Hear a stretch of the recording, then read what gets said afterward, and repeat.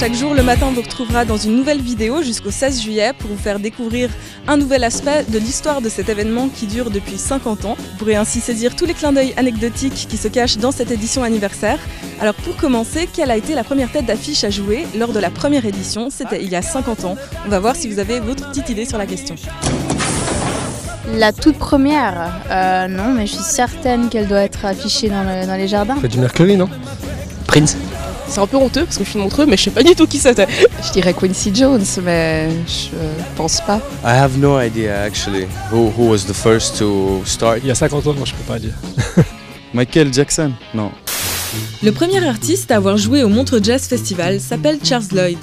À l'époque, dans les années 60, le légendaire saxophoniste, né à Memphis, était l'un des premiers artistes jazz à vendre un album à plus d'1 million d'exemplaires. En juin 1967, Claude Nobs lançait la première édition du Montreux Jazz Festival.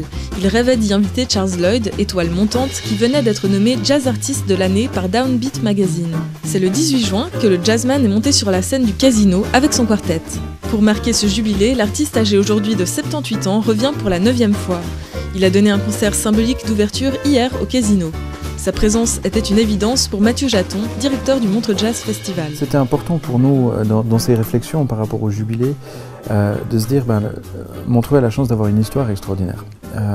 Donc le but n'est pas de ne faire que raconter l'histoire et d'avoir une sorte de nostalgie, mais bien au contraire, de ramener l'histoire au quotidien aujourd'hui et quelque part de l'utiliser pour être une sorte de marche vers le futur. Donc il y a plein de petits clins d'œil comme ça, comme évidemment la venue de Charles Lloyd au Casino le premier soir où c'est une date supplémentaire, c'est au Casino, c'est l'endroit où le festival a été créé. Et quelque part, c'est la manière la plus logique d'ouvrir le festival comme ça avec l'artiste qui avait foulé pour la première fois les planches du festival. Après, il y a d'autres clins d'œil comme Deep Purple avec le fils Zappa, par exemple, puisqu'on sait que Smoke on the Water a été écrit suite à l'incendie du Casino en 1971 pendant un concert de Frank Zappa.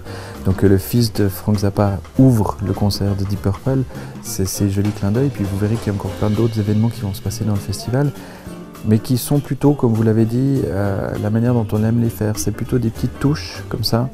C'est pas dans l'explosion ou le big feu d'artifice ou plein de choses. C'est plutôt des petites touches qu'on aime bien faire comme ça pour sentir ce poids de l'histoire, ce qui nous touche nous aussi et ce qui, on espère, touche les festivaliers. Si vous n'avez pas eu la chance d'assister au concert de Charles Lloyd, vous pourrez encore le découvrir aujourd'hui lors d'un workshop gratuit qui aura lieu au Petit Palais à 17 h. Nous, on se retrouve demain pour une nouvelle vidéo et on vous souhaite un bon festival. Let me go.